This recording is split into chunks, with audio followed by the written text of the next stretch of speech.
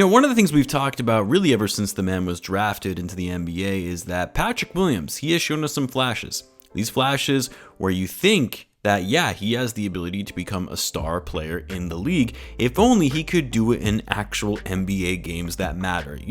We freak out and get excited when we see him dominate in open runs over the offseason, looking so fluid, agile, with great ball control and a great stroke, or we've seen him do it in late season games where the games don't matter and starters from both teams are being benched, or in this case, preseason games where we see him looking like a stud out there and separating himself from the competition, and you think maybe, just maybe, this is the year where he breaks out. But of course, we have to see it play out into the regular season. But at the same time, we also have to remember that Pat had a pretty subpar preseason game back at the United Center against the Nuggets. So I preface the video in this way because there are so many things I liked seeing from Patrick Williams tonight, and I'll talk about them. But now it's time to see this happen in regular season action. He's going into his 4th season. It's a contract year for him unless he gets extended in the next week, which I don't see happening at this point, but you never know. This is the year that we need to have a breakout season from Patrick Williams. But that aside, let's talk about this preseason game, which was otherwise not that much to get excited about since the Bulls didn't play their big three and suffered a blowout loss in a game that doesn't count for anything.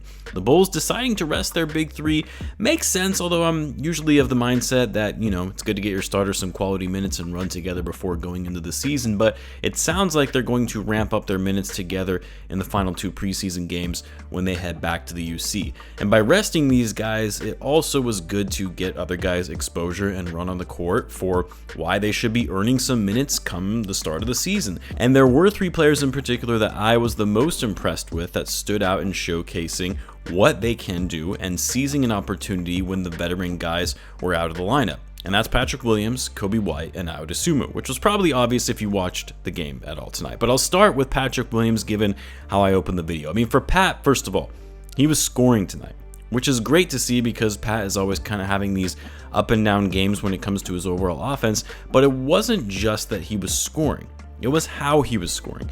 Pat was playing with the ball in his hands, using his handles to create his own shot, either beating his man off the dribble and getting to the rim, or creating enough separation in a fadeaway mid-range jumper, or even hitting step-back threes. Getting to the rim for Patrick is so key because we know that he can do it.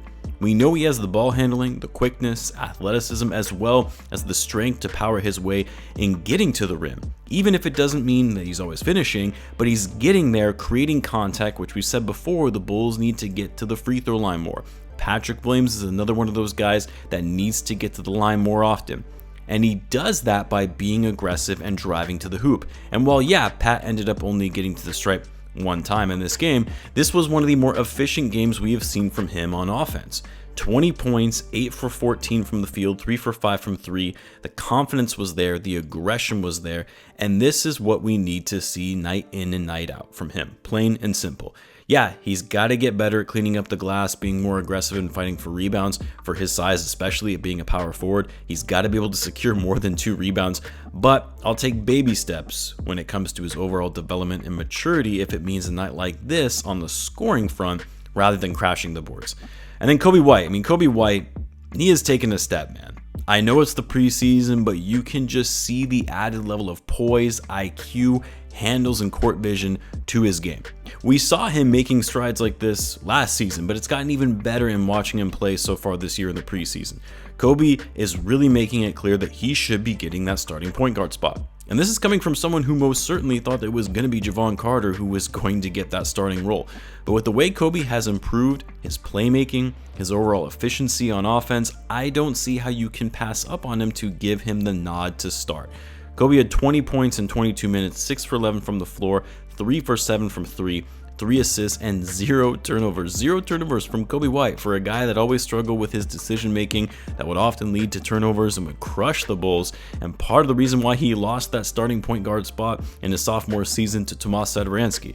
So anyway, love what I'm seeing from Coby, love what I'm seeing from Patrick Williams. We've talked about it so much all offseason. The beat writers have been talking about it all offseason. Other podcasts, other media outlets. The Bulls are only as good as how much these 2 young guys take a leap for this team going into the season. Their improvement is paramount.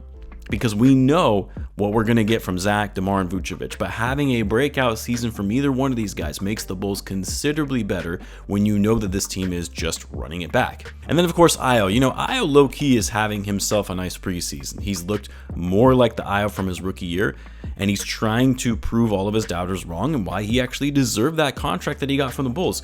He's been so active on both ends of the floor, impacting both sides, and tonight, one of Ayo's biggest strengths in his ability to get downhill full steam ahead and finishing at the basket.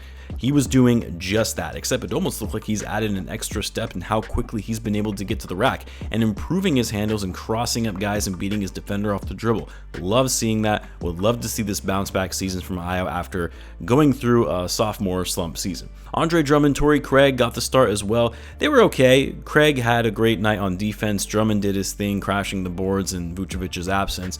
You had some solid showings from guys like Adama Sanogo, Julian Phillips, but Team actually was really good. The guy's stroke is really nice. Would have liked to see him get more minutes with the big three being out tonight. But the guy coming off the bench that I wanted to talk about most, and not really in a positive light, is Dalan Terry. Look, Dalan Terry, we talked about last season how the Bulls, their 18th pick, a first-round pick, barely played any minutes all season, and how the Bulls were stunting his growth because they were focused on winning. And there just wasn't enough minutes to go around for him to fit into the rotation, and you saw Terry play in mostly garbage time last year. But even when Terry did play, it was sometimes a little cringe watching him because his shot was so bad. He made up for it because he was such a high energy guy and played with a ton of effort, a very versatile player, and because it was his rookie season, you always just kind of attributed it to, well, he's a rookie. But then you saw him in Summer League, and you think, this is essentially Dalan Terry's team. For all intents and purposes, he was the team's best player in that Summer League squad, the only first-round pick on that team, and the only player who had a full-time NBA roster spot the season before, not just a two-way deal. And he kind of underwhelmed in Summer League.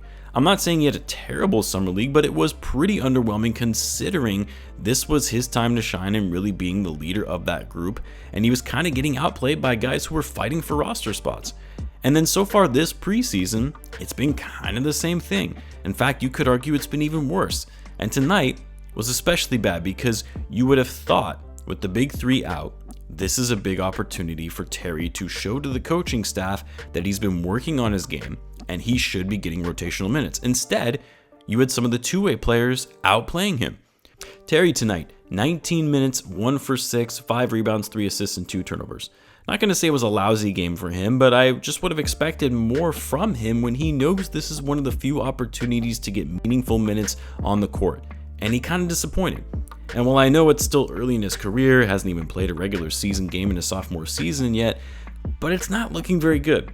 Dude just does not look ready to be competing on an NBA stage. And obviously we hope that changes, but I'm starting to have some doubts at this point in whether this was more or less a wasted first round pick. Anyway, the game overall was pretty meh. I mean, the Bulls lost. They were kind of behind in most of this, but for me, I was really encouraged by what I saw from Coby, Pat, and Ayo. We'll love to hear what you guys thought. Let me know in the comments. As always, be sure to subscribe, and I'll see you in the next one.